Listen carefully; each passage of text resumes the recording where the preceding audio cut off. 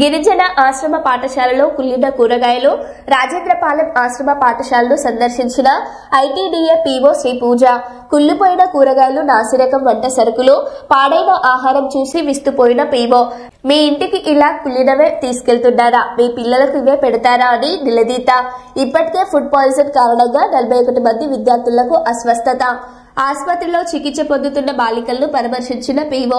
ఆసుపత్రి పరిసరాలు సైతం అధ్వానం, డ్రైనేజీ కంపు, దోమలు అని పీఓ శ్రీ పూజ అన్నారు. ఎందుకు ఇట్లాంటి కొంటున్నారు? కొనేది ఎవరు? పెడతారా ఇట్లా? మనం తింటాం ఇక్కడే కూరగాయలు తీసేది మీరే కదా షాపులకి. ఇట్లాంటి అయ్యా ఇట్లా కుళ్ళిపోయినవి ఏవైతే ఉన్నాయో అవే ఇవ్వండి అయ్యా అని అడుగుతారా? మరి ఏంటి? What is this non sense? Administrative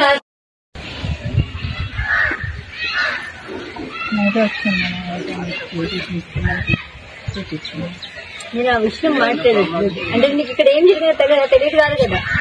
పిల్లలకి బాగోనంత వరకు నువ్వు ఇక్కడే ఉన్నావు కదా, తర్వాత కేజీహెచ్ తీసుకెళ్ళావు కదా. ఇప్పుడు నాకు చెప్పు, పాడైపోయిన ఫుడ్, ముందు రోజు ఫుడ్ అంత లోపల ఎందుకు పెట్టుకుంది? ఏం చేస్తున్నావు? అది ఇక్కడ బయట ఒక పర్సన్ వస్తారు మేడం, వేస్ట్ ఏమంటే ఆయన తీసుకుని ఇంట్లో ఉంటారు మేడం. ఎవరు వస్తారు అంటే మెన్యూ ఏం పెట్టారు? శనివారం మధ్యాహ్నం గుమ్మడికాయ మేడం, నేను పెట్టాను. గుమ్మడికాయ పచ్చనిపప్పు పెట్టాను మేడం. సాయంత్రం బంగాళదుంప, టమాటా. ఆదివారం ఇది శనివారం సాయంత్రం నుంచి మీకు ఇష్యూ వచ్చింది కదా, శనివారం ఉదయం పెట్టారు. శనివారం ఉదయం కిచిడి. మెనూ ఏంటి?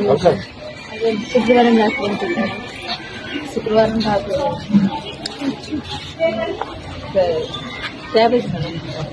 వెజిటేబుల్స్ నెంబర్స్ ఎందుకు తేడా వస్తున్నాయి?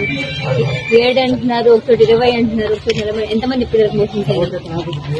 ఎవరు చెప్తారు? ఎంతమంది పిల్లలకు మోసం చేయాలి?